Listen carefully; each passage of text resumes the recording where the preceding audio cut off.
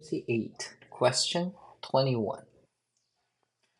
Anila writes her numbers 1 to 3 to 9 on separate cards, one number per card. She wishes to divide the cards into 3 groups of 3 cards so that the sum of the numbers in each group will be the same. In how many ways can this be done? It's a question 21, so pretty difficult question. And there are 2 key steps here. The first one is actually going to be useful in multiple questions. I want to dive deeper there. You want to divide the cards into 3 groups so that the sum of each group is the same. Now, what is this sum?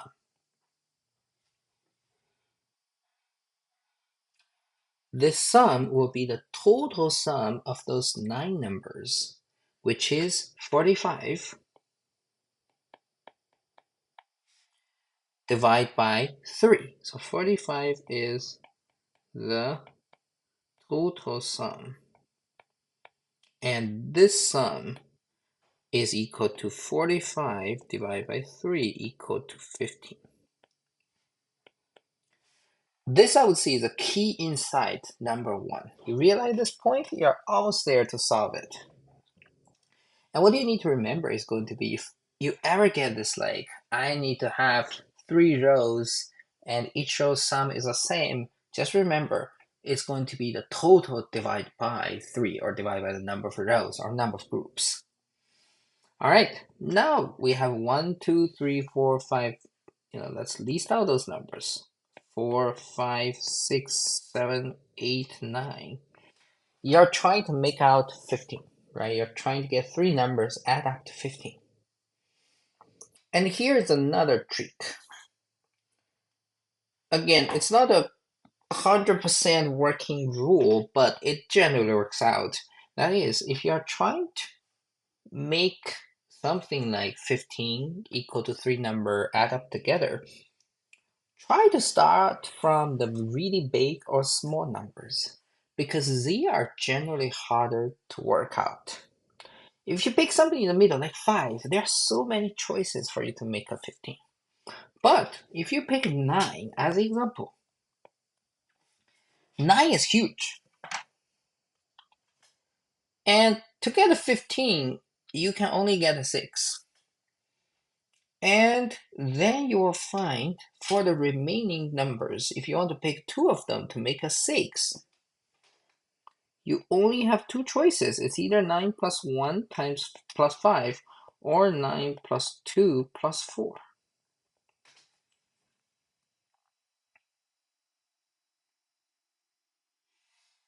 And then continue on. You will find, what if, I start from 915. This is a case, right? Now it becomes a casework. You have 2 scenarios. As long as you want to make 9 work, you either need a 9 plus 1 plus 5, or you need 9 plus 2 plus 4. So that's my number 1 possibility, number 2. And each number, each possibility may have more solutions. But let's continue on from here. Let's assume you take 915. Remember, those numbers cannot be used anymore. And what's the next number you're going to check? Well, the next largest number. You will need to make sure 8 works. So if I now take 8, I need to make a 7, right? I need a 7. But 1 plus 6 doesn't work. I already used 1. 2 plus 5 doesn't work. I already used 5. Well, I don't have a choice. To make 8 work, I need 8 plus 3 plus 4. And you only have 3 numbers left. That is going to be 2 plus 6 plus 7. So once you fix, or once you start from 915, you only have one option. So that's one way to do it. And now let's check the second possible scenario, 9, 2, and 4. Same thing. Now let's try to get 8 work. remember you need to get a 7. So this time it could be 8 plus 1 plus 6.